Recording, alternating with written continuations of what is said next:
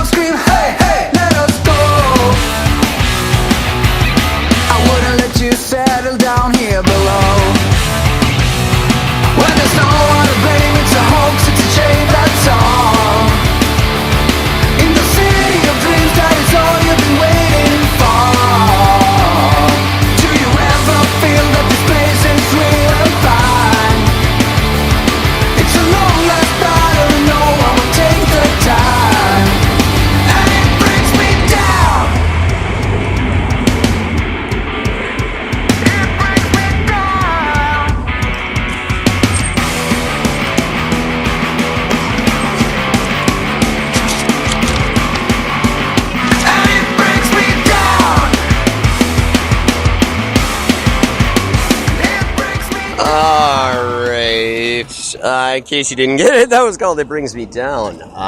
You can vote for that at itsnotjustme6@gmail.com if you want it to be the music you hear every day when you tune into the show.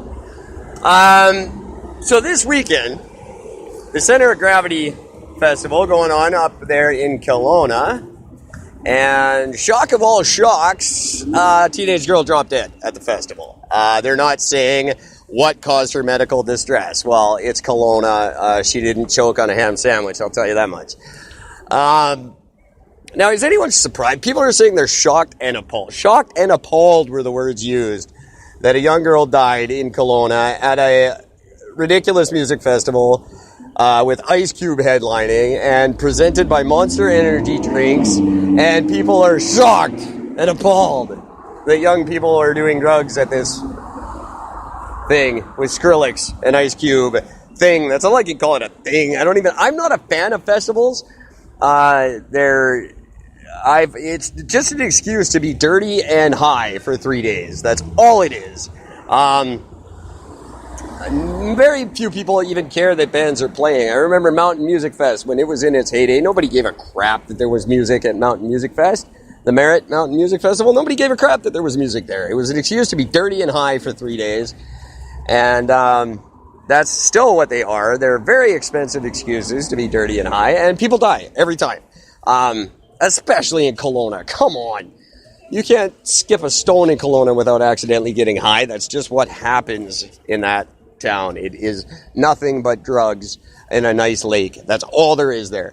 So I don't think you should be shocked or appalled. As a matter of fact, I'm calling bullshit on all of you for even saying such a ridiculous thing. Nobody's shocked and appalled that someone did drugs in Kelowna. That's the stupidest thing I've ever heard in my life. But it's not the first time teenagers have died doing drugs in Kelowna. That's just getting ridiculously out of hand. And you got to rein in these kids, and you got to stop with these stupid festivals. Because they do nothing but steal your money and hurt you. That's all it is. And kids, don't go to them. They're not good for you. No good ever comes from going to these things. I know I'm just kind of babbling on, being a little bit redundant about it, but I don't know what to say. It's so funny to me that you make a big deal out of it in the news, try to make it look like Kelowna is such a... Everybody knows what goes on in Kelowna, all right? It's notorious. So don't try to make yourself out like something you're not when you're on the news the next day. We all get it. Okay, I'll leave that one alone. I will keep moving on because I'm just repeating myself and getting angrier and angrier. And I do have a slight stake in this conversation, being raised all of my teenage years in Kelowna. So I get to say that. I know what goes on there. All right, leave it alone. Moving on. My name is Jeff. There have been a couple of shootings in Vancouver in the last few days. One of which led to Vancouver's 12th homicide of the year. And that, including what happened up in Danforth, Ontario, brought about, of course, the gun control argument again. Does Canada need stricter gun control laws? Well, yeah, they seem to be doing so great now. No, absolutely. What the hell good is spending years studying this and legislating it going to do? It's not the gun control laws that these idiots are breaking. To be honest, like you can put in all the gun control laws you want. The people who want guns are still going to get them. It's very, very easy. I could get 2 right now. I'm not even kidding. I know how to do that. I wouldn't, and I can't afford it. So, that goes without saying. But no, I don't believe that stricter gun control laws are going to achieve anything in the way of what you want. You really want to legislate your way out of this problem? Then decriminalize drugs. That's the first thing you do. Decriminalize all drugs in the province, and you won't have a gun problem anymore. I guarantee it.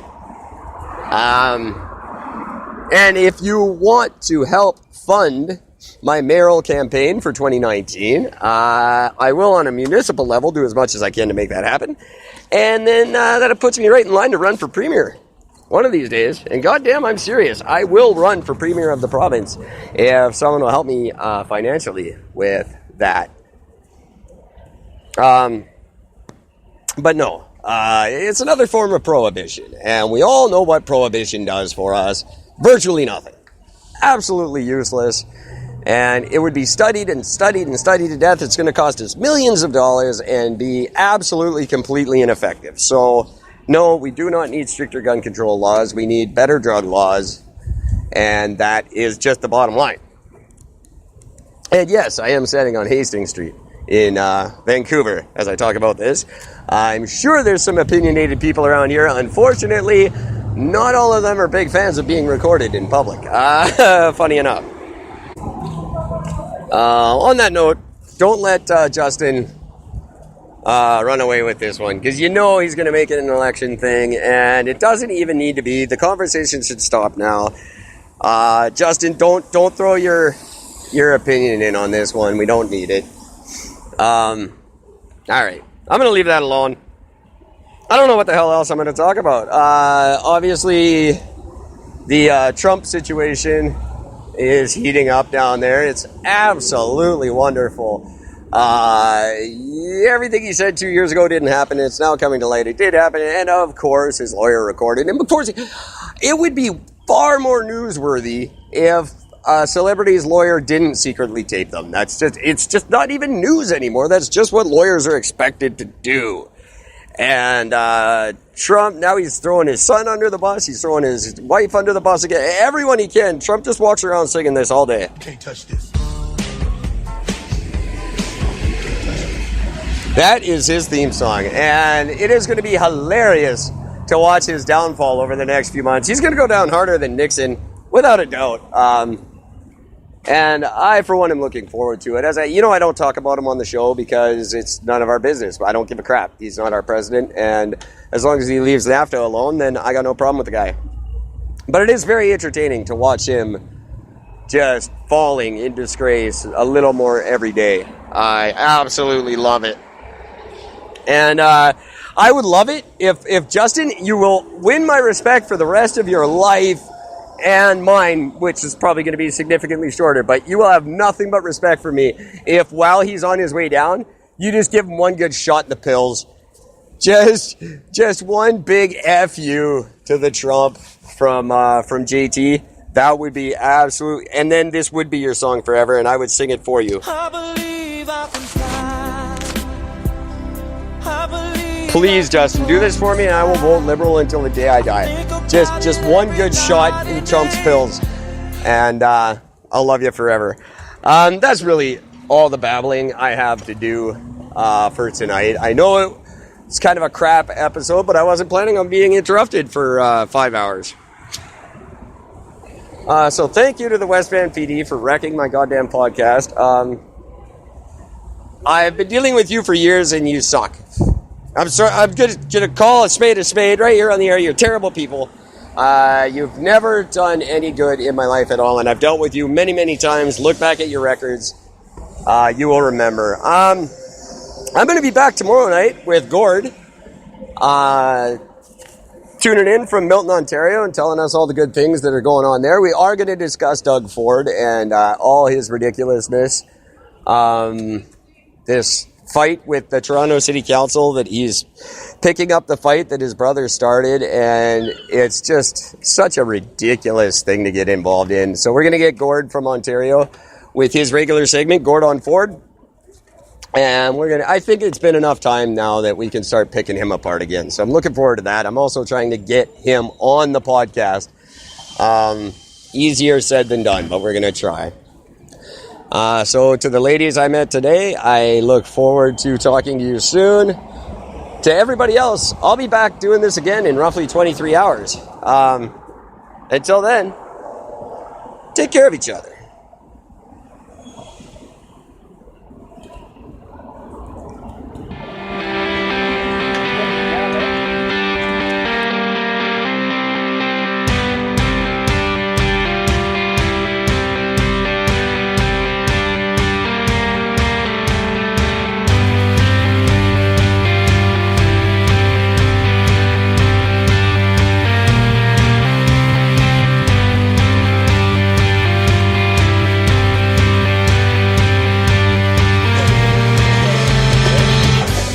Eric Brennan, Is It Just Me? Is a production of the Champion Tree Entertainment Company. Copyright 2018, all rights reserved. Unauthorized duplication is encouraged.